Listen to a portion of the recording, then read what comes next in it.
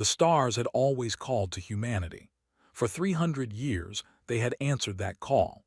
They built ships that could cross the empty void between worlds. They made homes on planets that had never known the touch of human feet.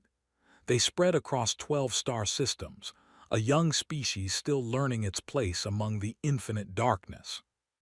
Admiral Park stood at the observation window of the Eternal Dawn, humanity's greatest warship. He was 62 years old, with gray hair cut short and a face marked by decades of service. His uniform was simple and clean. He did not believe in medals or decorations. He believed in duty. The colony world of New hung below him like a blue and green jewel. 2 million humans lived there, building farms and cities and schools. They had come to make a new home, far from the crowded cities of Earth. They had come with hope in their hearts. Park had fought in the Mars rebellions 20 years ago. He had seen what humans could do to each other when fear and anger took hold. He had watched good people become monsters. After that war ended, he had made a promise to himself. He would protect the peace. He would find ways to solve problems without violence. Every conflict, he believed, could be ended with understanding. Today, that belief would be tested. "Admiral, we are receiving a transmission," said Lieutenant, his communications officer. She was young, barely 30, with quick hands and quicker eyes. "It is coming from outside our mapped territory. The signal is strange." Park turned from the window, put it on screen. The main display flickered. What appeared was not human. The creature was tall, perhaps 3 meters in height. Its body seemed to be made of living crystal, with sharp angles and surfaces that caught the light in unnatural ways. It had no face that Park could recognize, but there were patterns of light moving across its form that might have been eyes or mouths or something else entirely. "I am voice of the Dominion," the creature said. Its words came through clear, translated by unknown technology. "I speak for thee and the 4 species that serve beneath us. We have watched your kind spread across these stars. We have decided to speak with you." Park felt a chill run down his spine. This was first contact, real first contact.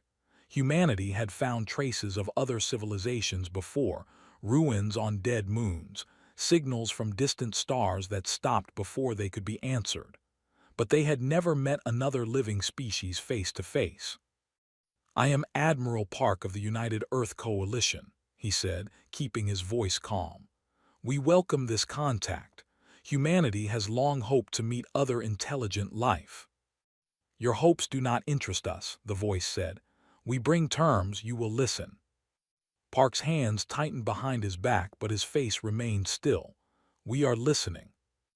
The worlds you call New, Station, and Mineral Colony 7 exist within space claimed by the Dominion. You will remove your people from these worlds within 30 of your standard days.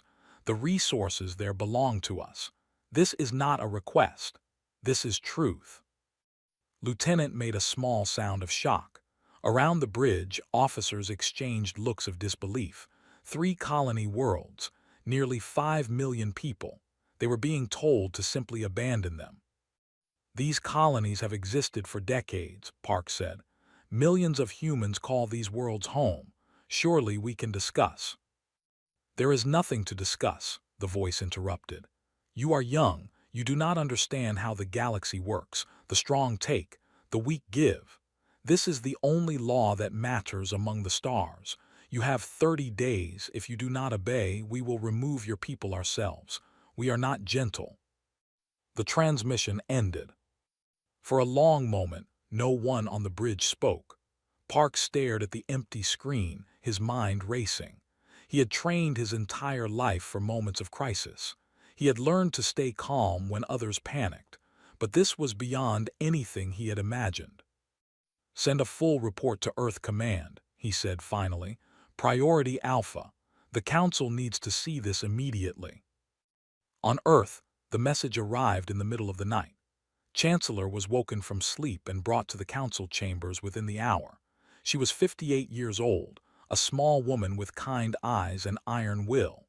Before she became chancellor, She had spent 20 years working in humanitarian aid, helping refugees and victims of disaster across a dozen worlds. She believed in the goodness of people. She believed that violence was always a failure of imagination. She watched the recording of the transmission 3 times. Each time, her face grew more troubled. "They are afraid," she said finally to her advisors. "That is why they threaten. They see us growing, spreading, and they are afraid of what we might become. Or they simply see us as weak," said General Moon, the head of military operations. He was a large man with a soldier's posture and a soldier's bluntness. "Chancellor, these creatures have ruled their space for 10,000 years. They have conquered 4 other species. They do not fear us. They see us as prey." "Then we must show them we are not prey," said. "But not through war, through understanding. We will send diplomats. We will talk. We will find common ground." General Moon shook his head. "Chancellor, with respect."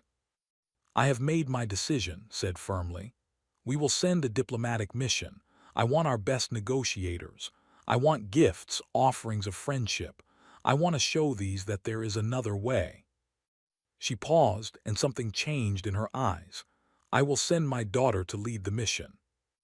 The room went silent. Everyone knew Lieutenant. She was 31 years old, brilliant and brave. She had her mother's compassion and her father's courage. She had served on 3 different diplomatic missions and succeeded in each one.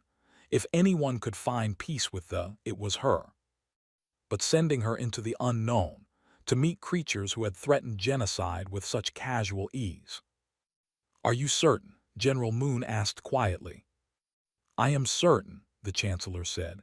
"If I ask others to risk their lives for peace, I must be willing to risk what I love most. Will understand." 3 days later, the diplomatic vessel Olive Branch launched from Earth orbit. Lieutenant stood at its helm, surrounded by 53 of humanity's finest diplomats, translators, and cultural experts. They carried gifts from every nation on Earth. They carried messages of friendship and hope. Admiral Park watched the ship depart from the bridge of the Eternal Dawn. He had argued against this mission. He had told the Council that they had not sounded like creatures who wanted to negotiate. They had sounded like hunters who had already chosen their prey. But he had been overruled. The Council believed in peace. They believed that understanding could solve any problem. Park watched the olive branch grow smaller and smaller until it vanished into the darkness between stars. He felt something cold settle in his chest. It was not fear, exactly. It was the feeling a soldier gets before a battle he knows will go badly. "Come back safe," he whispered to the empty void. "Please come back safe." The olive branch flew on toward its meeting with destiny. And Admiral Park waited, watching the stars, hoping he was wrong about everything. He was not wrong. The olive branch traveled for 18 days through the cold emptiness of space. Lieutenant spent those days preparing. She studied everything humanity knew about which was very little. She practiced speeches in her cabin. She reviewed the gifts they carried and the messages they would deliver. She barely slept. On the 19th day, they arrived at Echo. The station hung in space like a metal flower, its petals spreading out in 6 directions. It was old, built by some forgotten species long ago. They had claimed it as neutral ground for the meeting. They said it would be safe. They said both sides would come in peace. Stood at the observation window and looked at the station. Something felt wrong. The air on the ship felt heavy. Her skin prickled with a feeling she could not name. "Lieutenant, we are being hailed," said Navigator Shin, a quiet woman with steady hands. "They are asking us to dock at Section 4. "Tell them we are honored to meet them," said. She tried to make her voice confident. "Tell them humanity comes in friendship." The olive branch moved toward the station. As it did, noticed something that made her heart stop. Ships, dozens of ships, then hundreds. Warships emerged from behind the station, appearing from the darkness like sharks rising from deep water. They were beautiful in a terrible way, all sharp edges and glowing energy. Their weapons were visible, pointed at the small human vessel. "What is this?" whispered Shin. His mouth went dry. "Send a message to Earth, now. Send everything we are seeing." "I cannot," Shin said, her voice shaking. "They are blocking our communications. We are cut off." The voice of the Dominion appeared on their screens. The same crystal creature who had delivered the ultimatum to Admiral Park. But now, patterns of what might have been pleasure moved across its surface. "You came," it said. "We did not think you would be so foolish, but your kind is young and stupid." "We came to negotiate," said. She forced herself to stand straight. "We came in peace. Is this how they treat those who seek understanding?" "Understanding," the voice repeated, and the patterns on its body shifted in what might have been laughter. "We understand you perfectly, little human. You are prey. Your worlds are resources. Your people are nothing. We gave you a chance to run, and instead you came to us with gifts and pretty words." "There is still time to talk," said. "Whatever you want we can discuss." "We do not want to talk," the voice said. "We want to teach. Every species in our territory learned the same lesson. They learned it through blood and pain. Now you will learn it too. Your people on Earth will watch what happens to those who waste our time with words." The screen went dark. Then the doors of the olive branch exploded inward. Soldiers poured onto the ship. They were smaller than the voice, but their crystal bodies were sharp as blades. They moved fast, too fast. The human security guards fired their weapons, but the energy bolts bounced off the forms like rain off stone. Watched her people fall. She watched diplomats who had spent their lives building bridges between cultures cut down like wheat. She watched translators who spoke 17 languages silence forever.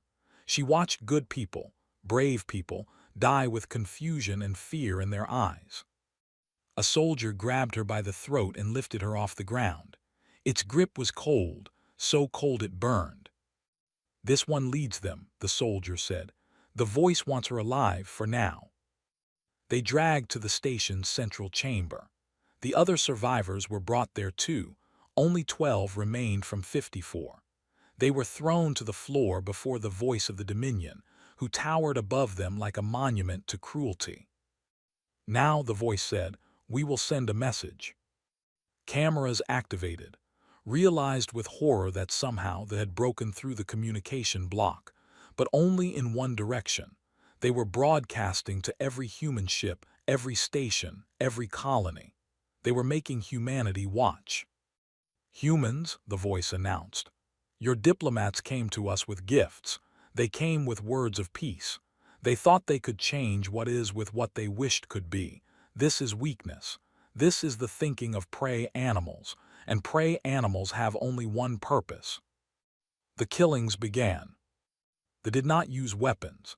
They used their hands, their sharp crystal edges. They killed slowly, making sure every moment of pain was captured and transmitted. The screams echoed through the chamber and across the stars. Was forced to watch. She was forced to see her friends, her colleagues, her people destroyed piece by piece. Tears streamed down her face, but she did not look away. She refused to look away. She would be a witness.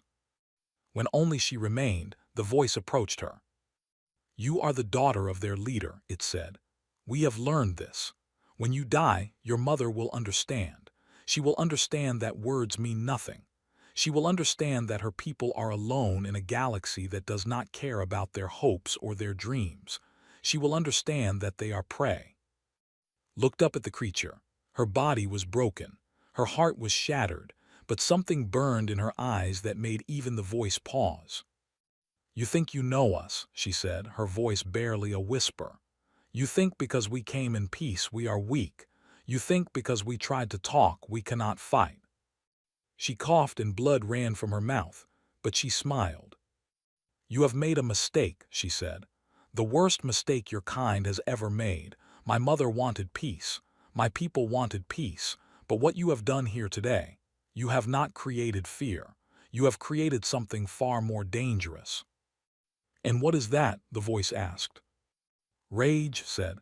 "Human rage. You should have killed us quickly. You should have destroyed our ships without warning. Instead, you let us see. You let us watch. You let us remember." She coughed again, but her smile did not fade. "You wanted to teach us a lesson. You have, but not the lesson you intended." "Enough," the voice said. "Kill her." His final act was to activate her personal communicator. It was a small device, hidden in her uniform. It should not have worked through the jamming, but she had modified it herself years ago for exactly this kind of situation. Her voice traveled across the stars, reaching the eternal dawn, reaching Earth, reaching every human who could hear. "Tell my mother," she said. "Tell her they were never going to listen. They only understand one thing." Then there was silence. On the bridge of the eternal dawn, Admiral Park stood motionless. Around him, officers wept.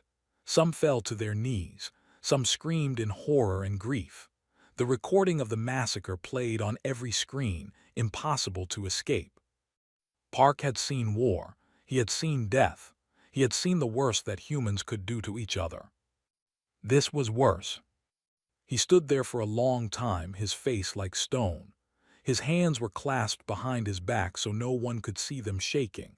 His eyes were dry, but something terrible was happening behind them. Something was changing. Finally, he moved.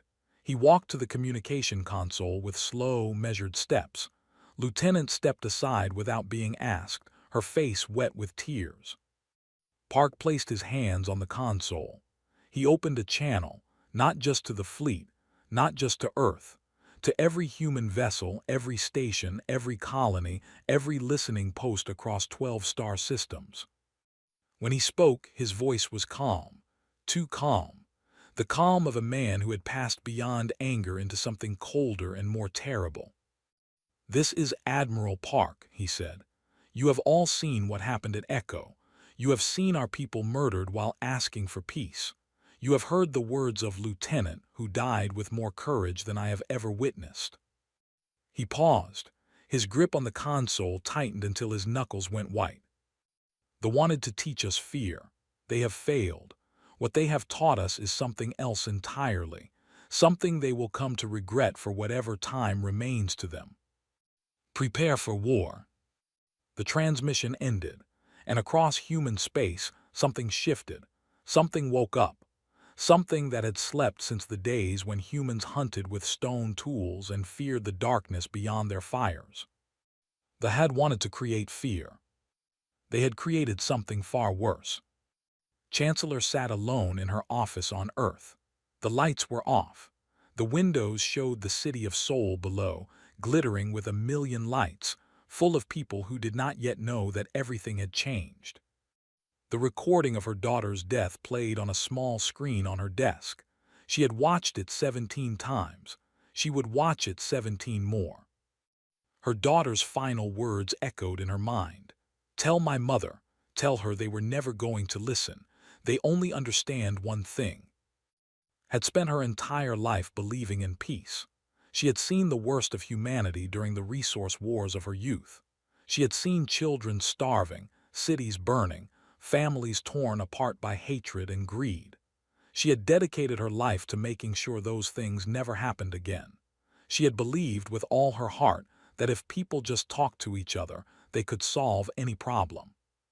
She had sent her daughter to die for that belief. The door to her office opened. General Moon stood there, his uniform perfect, his face carefully blank. He did not speak. He waited. "How long?" asked. Her voice was rough, like she had been screaming for hours. Perhaps she had. 3 hours since the broadcast ended, the general said. "The council is assembled.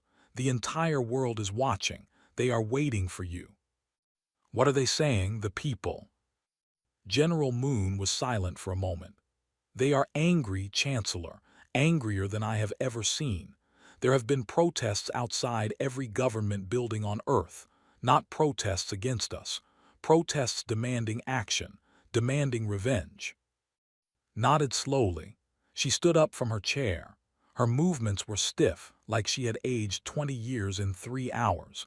She walked to her window and looked out at the city. "My daughter believed in peace," she said quietly. She went to those creatures with an open heart.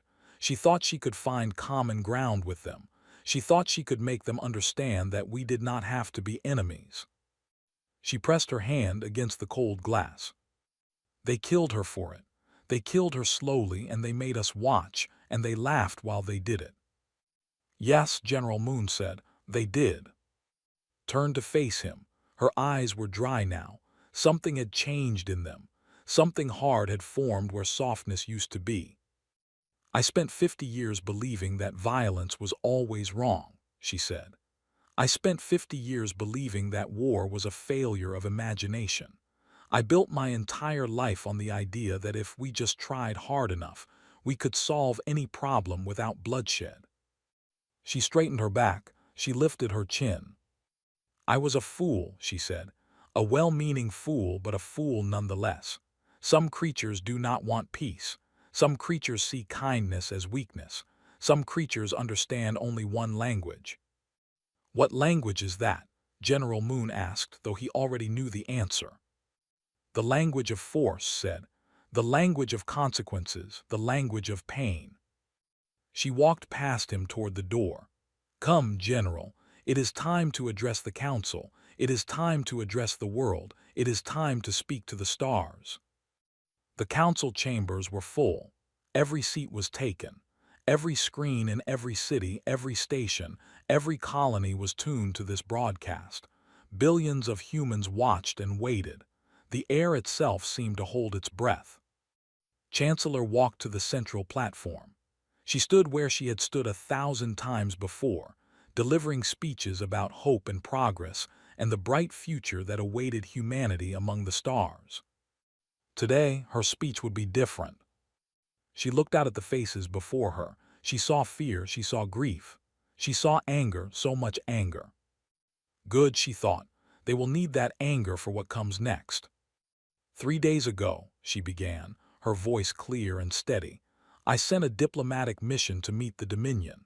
I sent 54 of our finest people to extend the hand of friendship. I sent my own daughter to lead them because I believed that peace was worth any risk. I believed that if we showed our good intentions, they would respond in kind. She paused, her hands gripped the podium. I was wrong. The words fell like stones into still water.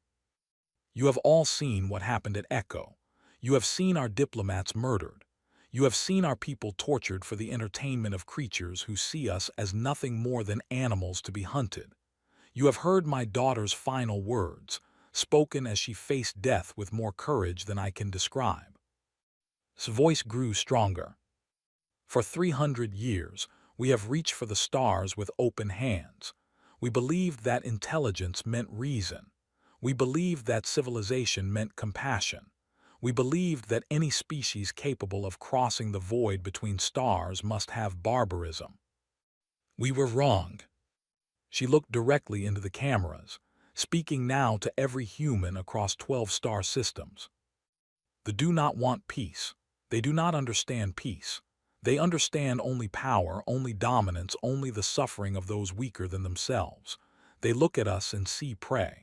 They killed our diplomats not because they had to, but because they enjoyed it, because they wanted to see us weep, because they wanted to teach us our place. Her voice rose. They wanted to teach us fear. They wanted to break our spirits.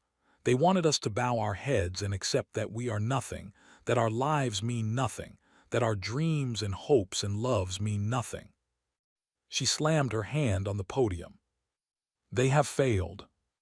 The word echoed through the chamber. My daughter died believing in peace. 53 souls were murdered while extending the hand of friendship. They did not just kill diplomats. They killed the very idea that we could coexist with them. They made their choice. Now we make ours. Chancellor stood straight.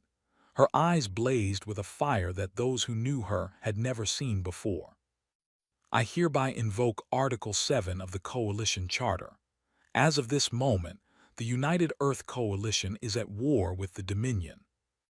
The chamber erupted. Some people cheered, some wept, but no one objected, no one called for calm, no one suggested they try diplomacy again. raised her hand for silence. There will be no further negotiations. There will be no terms offered or accepted. There will be no mercy shown. The wanted a war of extinction. They will have won, but they will not be the victors. She leaned forward. They thought they knew what humans were. They thought we were soft because we wanted peace. They thought we were weak because we tried to understand them. They thought we would break because we dared to hope. Her voice dropped to something cold and hard. They were wrong about all of it. We are not a species that gives up. We are not a species that surrenders. For 10,000 years we have faced every challenge the universe could throw at us, and we have survived. We have thrived. We have conquered mountains and oceans and the void of space itself. Not because we are the strongest, not because we are the fastest, but because when we are pushed, we push back. When we are hurt, we do not forget. When we lose those we love, we do not rest until justice is done. They wanted to teach us fear. Instead, they have taught us hate. And human hate, when it is justified, when it is righteous, when it burns for those we have lost, that is the most dangerous force in the galaxy. She looked up, as if she could see through the ceiling to the stars beyond.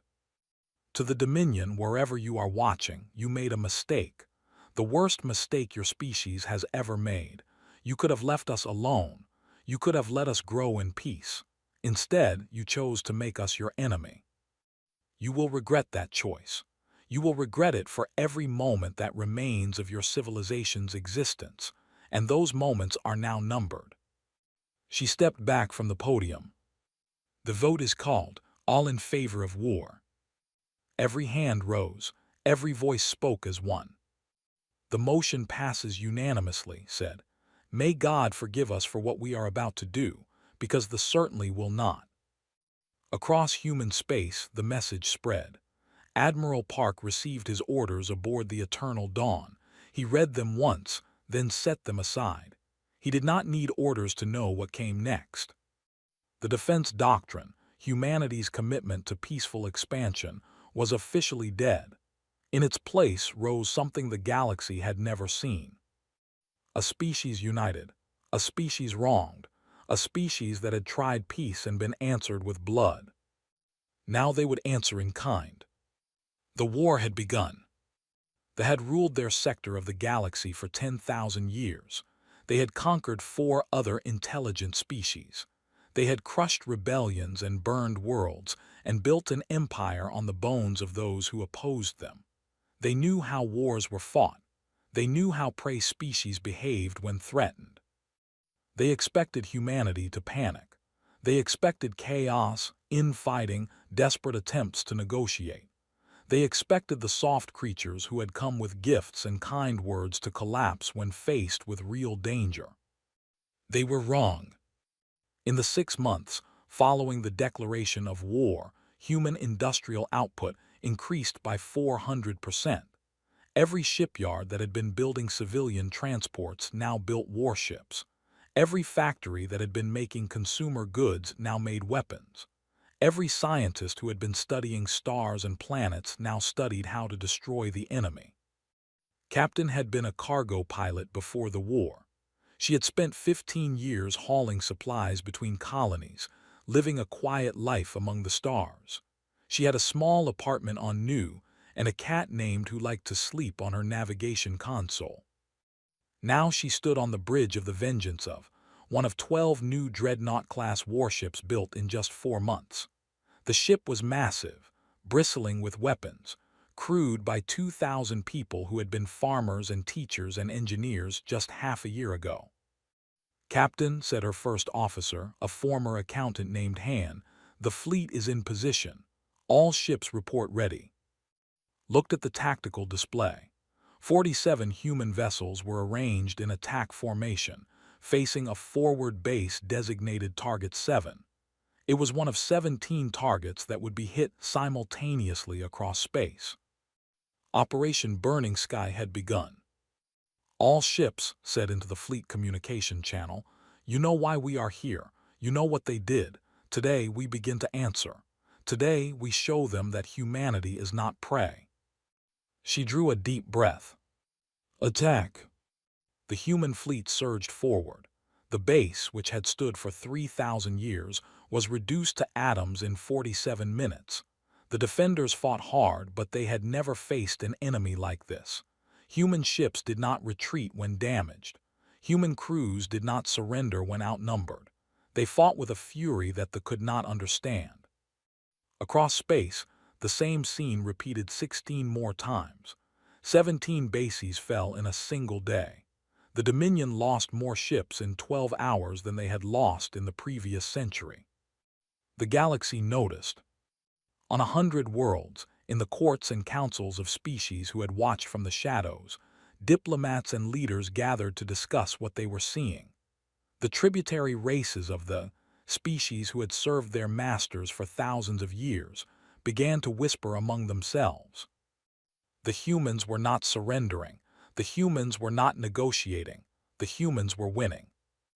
On the colony world of Nu, they launched their first major counterattack. They sent a fleet of 80 warships to reclaim what they considered rightfully theirs. They expected to find frightened civilians waiting to be slaughtered. Instead, they found Commander. Before the war, had been a schoolteacher. He had taught history and literature to children aged 10 to 15. He had been a gentle man who believed in the power of education to change the world.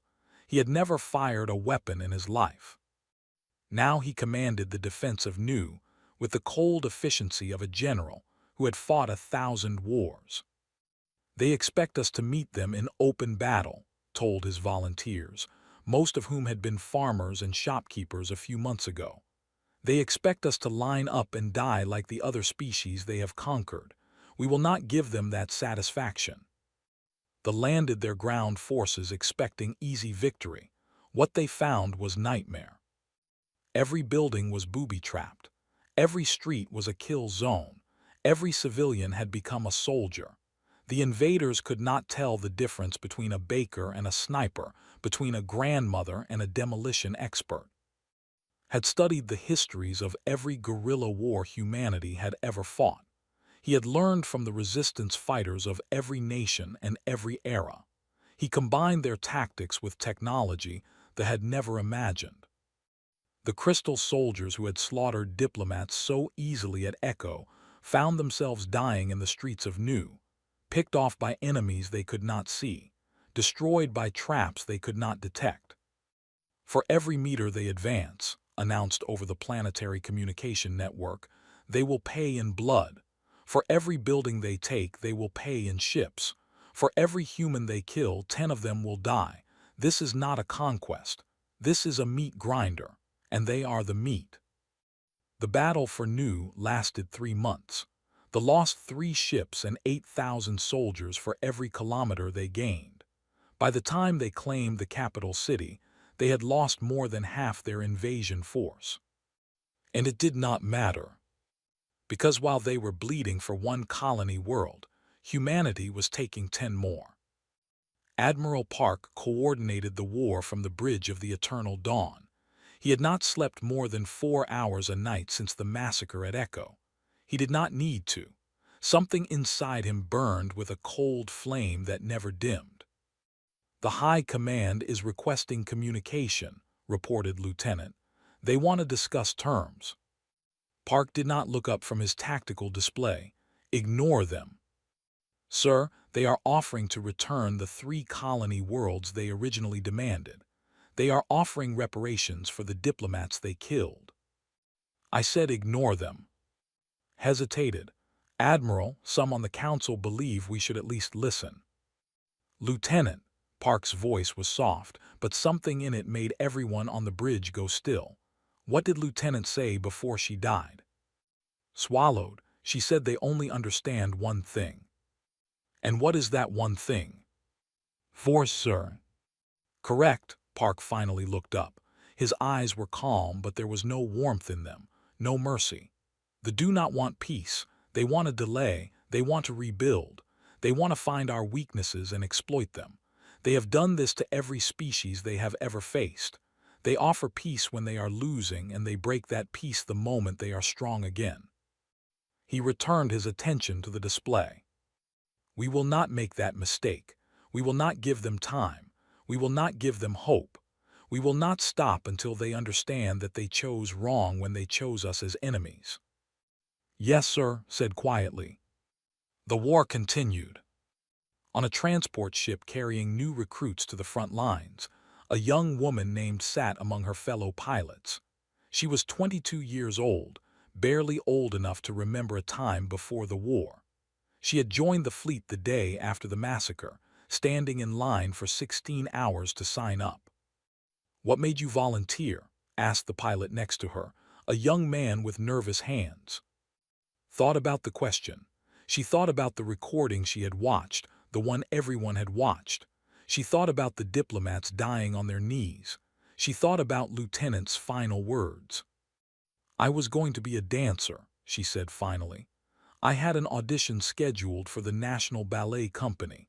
The day of the audition, I watched the broadcast from Echo." She looked out the viewport at the stars. "I realized that dancing did not matter anymore. Nothing mattered anymore except making sure that what happened to those people never happens again. Not to us. Not to anyone." "Do you think we can win?" the nervous pilot asked. Smiled. It was not a happy smile. "We already are winning," she said. "But winning is not enough. We need them to know. We need them to remember for the rest of their civilization's existence that they made the wrong choice. We need to become the nightmare that their children's children tell stories about." The transport flew on toward the war. And across the galaxy, species who had watched humanity with curiosity or indifference began to watch with something new. They watched with fear. Not fear of humanity's cruelty, not fear of humanity's weapons. Fear of what humanity had become. Fear of what happened when a species that wanted peace was forced into war. Fear of the cold, patient, relentless fury that burned in human eyes. The had ruled for 10,000 years. They had never met anything like this. They were beginning to realize their mistake. But it was too late. Far too late. The planet Prime hung in space like a jewel of light. For 10,000 years, it had been the heart of the Dominion. Crystal spires rose from its surface, some reaching so high they could be seen from orbit. Billions of lived in cities that glowed with inner light. It was beautiful in a cold, sharp way, like a blade made of diamond. Admiral Park looked at it from the bridge of the Eternal Dawn and felt nothing. Behind him, 300 human warships waited in formation. The fleet had traveled for 2 months to reach this place, fighting through 17 defensive lines, losing ships and crews at every step. The Eternal Dawn itself bore the scars of a dozen battles. Its hull was blackened in places, patched in others. It was no longer the gleaming flagship it had been. Now it was a weapon, ugly and effective. "Admiral," said Lieutenant, "the defensive fleet is moving to intercept. 212 vessels. They outnumber us significantly." "Numbers mean nothing," Park said. "They never did." The Battle of Prime began at 600 hours, Galactic Standard Time. It would last 11 days. They fought with desperation. They knew what was coming. They had seen what humanity had done to their colonies, their stations, their fleets. They knew that this was not a war for territory or resources. This was a war of extinction, and they were the ones being hunted. Human ships pushed through their lines with terrifying determination. When a cruiser was crippled, its crew did not abandon ship. They turned it toward the nearest enemy and flew it forward until it collided. When fighters ran out of ammunition, their pilots found other ways to kill. Captain of the Vengeance led her dreadnought into the heart of the enemy formation, ignoring the damage that tore through her ship, focusing only on the enemy command vessels ahead. "Hull breach on decks 7 through 12, reported her first officer, Han. Blood ran down his face from a head wound, but his voice was steady. "We have lost main weapons." "Secondary weapons?" asked. "Still operational."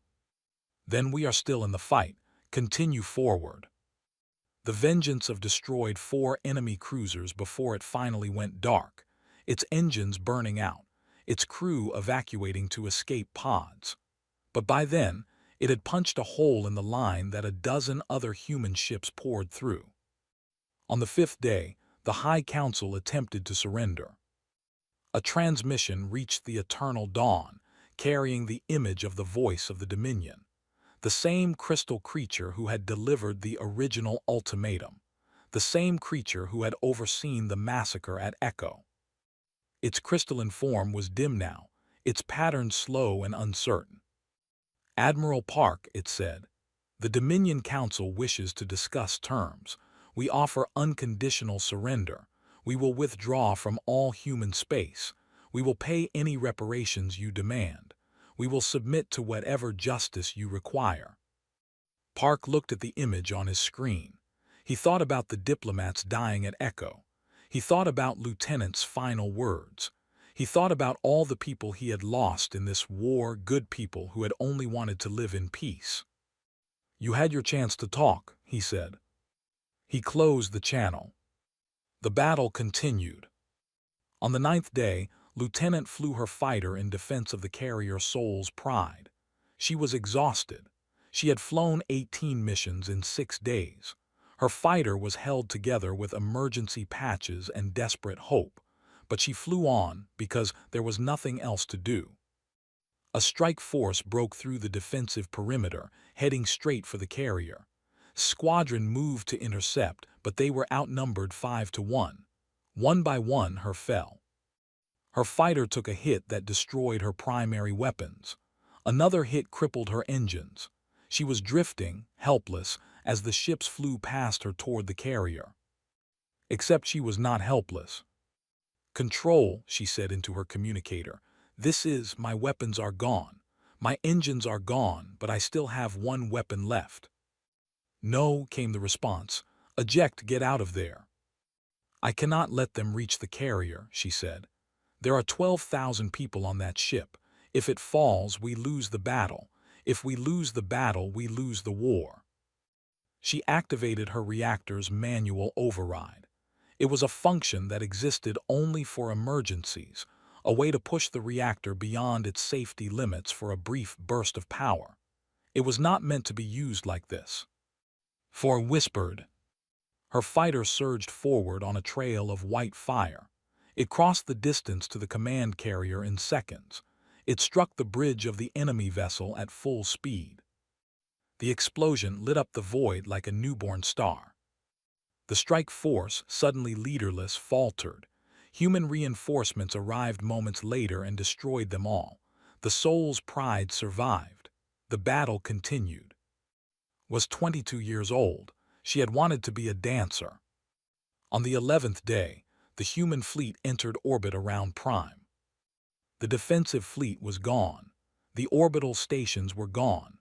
The crystal spires that had stood for 10,000 years were dark, their power systems destroyed by precision strikes. Admiral Park gave the final order. When the bombardment ended, nothing remained. The cities were dust. The spires were rubble. The heart of the Dominion had stopped beating. Chancellor arrived 3 days later, aboard a diplomatic vessel that had been repurposed as a war transport. She walked through the ruins of the Senate chamber, where the masters of 100 worlds had once gathered to rule their empire. Now it was empty, silent, dead. Camera drones followed her, broadcasting to every human world and beyond. The entire galaxy was watching. She stood at the center of the chamber and spoke. "Let this be heard across every star," she said, "in every language, by every species that watches from the darkness. Humanity came to the stars in peace. We asked for nothing but the chance to grow, to learn, to share the wonders of the universe with any who would be our friends. We extended our hands in friendship to the Dominion. They took our hands and broke them. They took our diplomats and murdered them. They took our hope for peace and burned it before our eyes. So we answered. We did not want this war. We did not seek it. We did not celebrate when it began, and we do not celebrate now that it has ended. War is horror. War is waste. War is the failure of everything we believe in. But sometimes war is necessary. Sometimes, when monsters rise, someone must stand against them. Sometimes, the only way to protect the innocent is to destroy those who prey upon them. Her voice hardened. To those who would be our friends, our hands remain open. We offer trade, cooperation, mutual growth. We offer the chance to build something better together. We remember how to hope. We remember how to trust. But to those who would be our enemies, she looked directly into the cameras. Look upon this world. Look upon what remains of those who thought humanity was prey. Remember this sight.